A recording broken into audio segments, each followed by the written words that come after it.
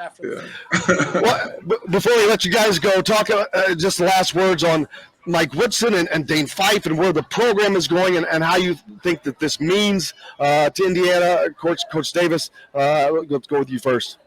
Well, like I said before, Mike Woodson has a lot of experience. When I was a head coach at Indiana, I talked to Mike about being my assistant coach back when I was a head coach, and so he went on to be a head coach in the NBA. Having Fife back, the fans should be really excited about the direction of the program. You know, it's a tough job. It's a tough job, but when you have the support that Mike will have and Dane will have, you know, I don't think any other basketball would be the same the way it's been with the pressure that the other guys have had following Coach Knight. I think everybody now be on board, and they need that.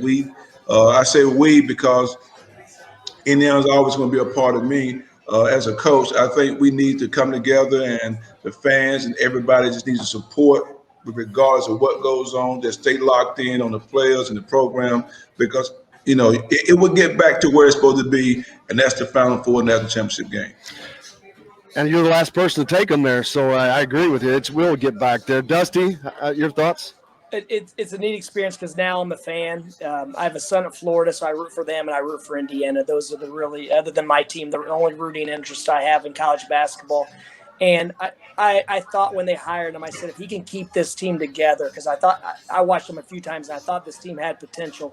If he could keep this team together, he's going to win this year and develop some positive momentum. And then Indiana is one of those places where every day it's recruiting itself, where what people are saying about the program is really influential in what kids hear and recruits hear. And I think that's him getting off to a great start is going to be huge for the long-term, progress of the program. But without a doubt, coaching is the least of his concern. He's an unbelievable coach, unbelievable communicator.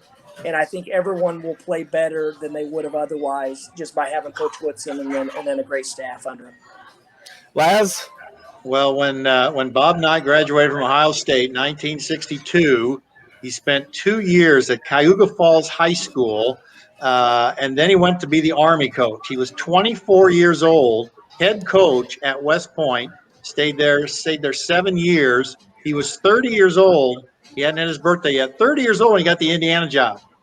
And look at the family tree that he has created since then. All these two men included, the Mike Woodsons, the Randy Whitmans, all these folks who have become coaches and gone on to great things. And the family tree just keeps growing. And you've heard what Mike and Dusty have said about what Coach Knight, how he impacted him.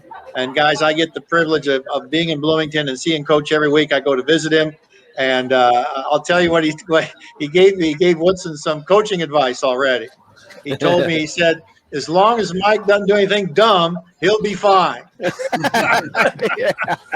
So he's got Coach's blessing, and we are very excited. As you can see, Mike and Dusty both think that's the right hire for Indiana, Jim, and we can't wait for the start of the season. I think Dusty's right. It's not going to take a long time to get this thing turned around. We missed a couple free throws here and there. We were in a lot of big games this year. So we look forward to next year, and I want to wish Dusty and Mike great success with their teams and in their future as well. And great to see you two guys again.